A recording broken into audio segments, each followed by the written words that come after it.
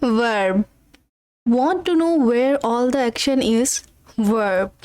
Verb are the words that represent action that are external, jump, run, walk, and internal, love, think, consider. Without verb, you cannot do anything. You cannot feel anything. You can't even be anything. As the heart of sentence and clause, verbs show what the subject is doing or feeling, even if they are just existing. Verbs are also the only type of word that absolutely necessary to make a sentence. Even not even nouns which represent things need to be in every sentence. Because verbs are so important, they have more rules than other type of words. They can make words a little confusing in English because of our explanation of everything. You need to know the different types of verbs, the different forms they take, how to conjugate them in every sentence, and some expert tips on how to use them when speaking or writing. So what is verb? Types of verb categories, verb forms, how to conjugate verb in a sentence, and expert tips for putting verbs into an action. What is verb? Let's start with the basic. What is verb? Verbs are the words that describe action, rather physical or mental. Verb also describe a state of being, like the verb be, exist, become.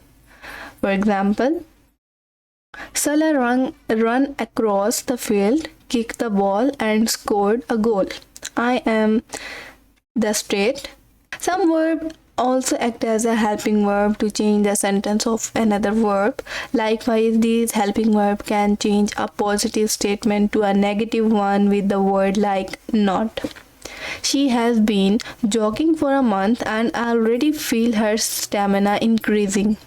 I don't feel so good, Spider-Man. Every sentence needs to at least one verb. There is no verb. It is an incomplete sentence or a sentence fragment except for imperative sentence, means commands. A sentence also needs a subject, that things doing the action.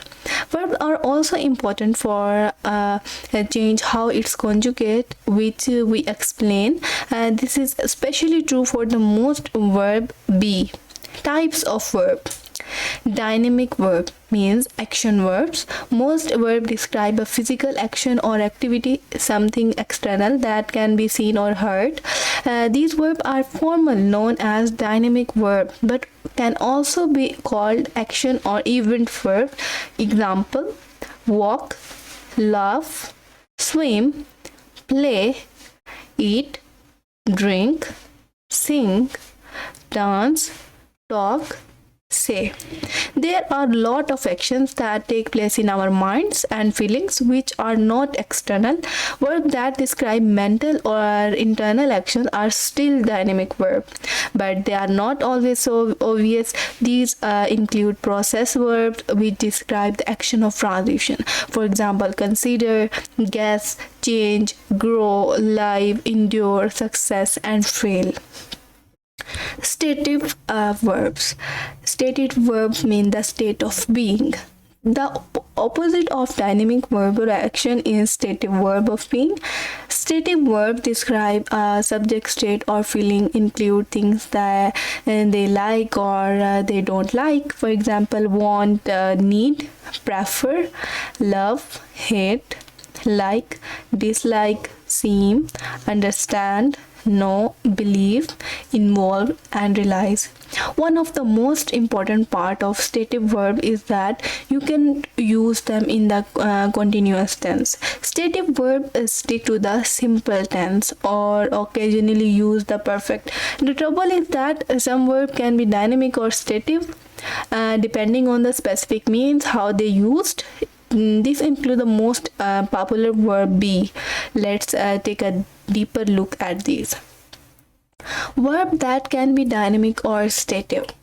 A lot of verbs have more than one meaning, so they can be used as dynamic or stative.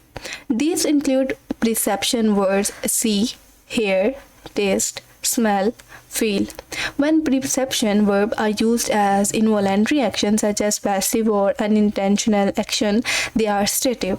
This applies when the verb are used in the journal sense, a journal sense as journal state of being that always happening. I can't see without my glasses.